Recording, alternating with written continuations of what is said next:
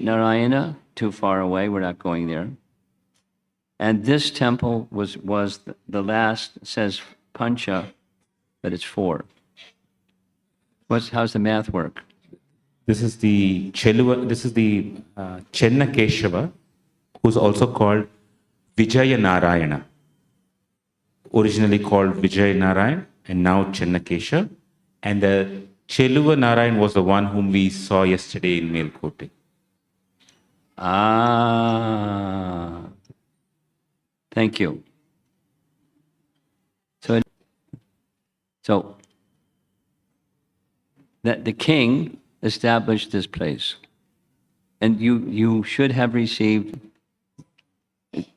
PDF that gives the history of this temple. Some of you did, some of you did not.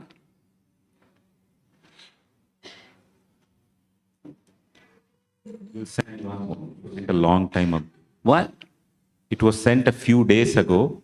We'll resend it. Maybe it's missed in the deluge of messages. Okay, I gave it to him yesterday to send. I had the earlier. Oh, you were the... Okay, you're supposed to send. Okay. Very soon you'll get a PDF that gives the history of this place, and according to the history of this place, it took over 100 years to build the temple. So obviously the king wasn't the one that finished it. It was his son or grandson. And it's very elaborate and ornate. It's something I learned in the car ride up here. The kingdom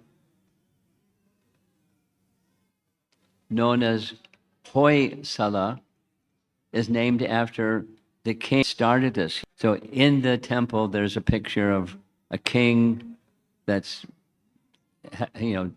socking, having a wrestling match with a lion, because it's said that he did things like that. He was very powerful and great hero.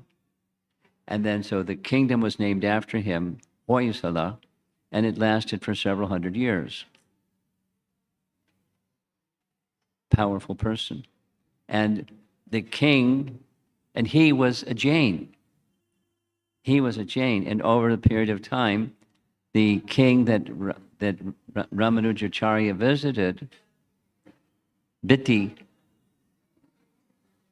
was not exactly a Jain follower, but he was following the custom of his predecessor.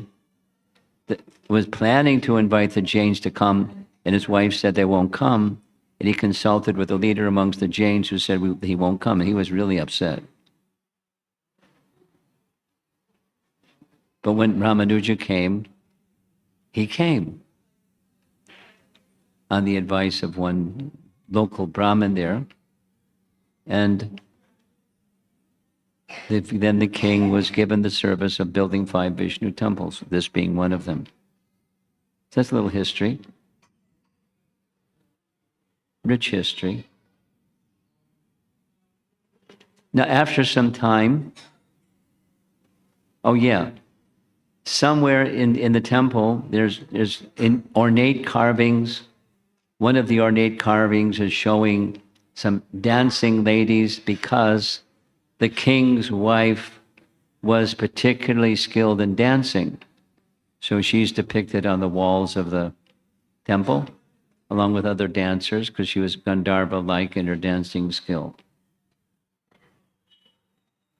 I forget her name. It starts with an S. Anyway. Sometime after the temple was built, there was another invasion by Muslim soldiers, and they smashed part of the temple. So it had to be rebuilt. And this outer structure, this Gopuram structure that you probably saw riding the bus coming up here, that's part of the new construction. And the temple itself is restored pretty much as it was. It was a very different style. Very different style. So there's a few other things I wanted to share. Yeah.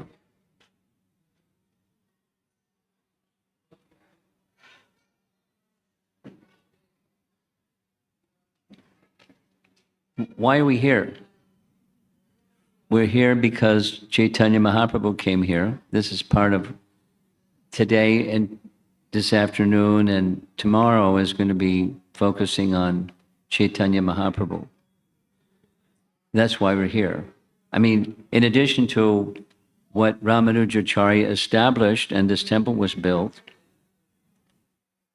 one of the Tirtha, you remember Vaidhiraj Tirtha? We visited his place, or not place, his temple. He also came to visit this temple in Belur.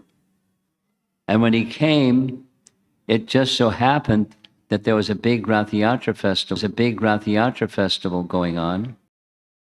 The local priests didn't pay him any heed. They knew that he had come. You know, it's not etiquette. It doesn't matter what ism you're part of, you offer respect, and they didn't. So he didn't invite himself in. He just stayed in the outskirts. And when the festival was going to happen, and they put the deity on the Rath cart, the Rath cart wouldn't move. Pull as they might, the Rath cart, you know, it's an offense, not just a boo-boo. They made Vaishnava aparad. And so they felt very, very sorry. Besides, their festival couldn't take place because of their offense. Likely there's other consequences. So they went and made profuse apologies. And they asked Vaidhiraj if he could do something so the deity could move. And so he spontaneously composed a prayer. It's a celebrated prayer amongst his writings, requesting the Lord to come quickly, come quickly. And immediately the chariot started to move as he was reciting this prayer that later became recorded in one of his Vaidhiraj Tirtha's writings here in this place. So another example of different sampradayas, but respect and wanting to worship forms of the Lord, as Madhvas like to do.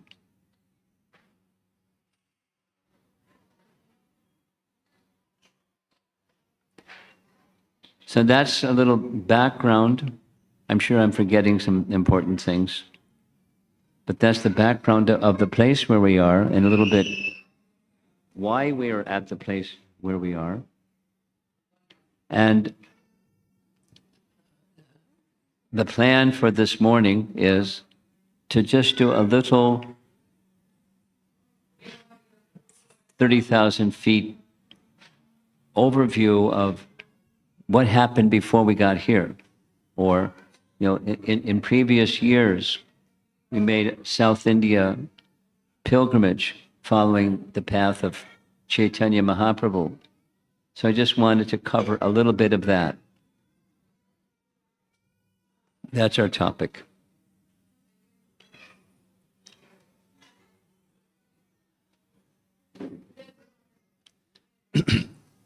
Most of us know that there's this understanding that Bhagavad Gita is the undergraduate, Bhagavatam is the graduate,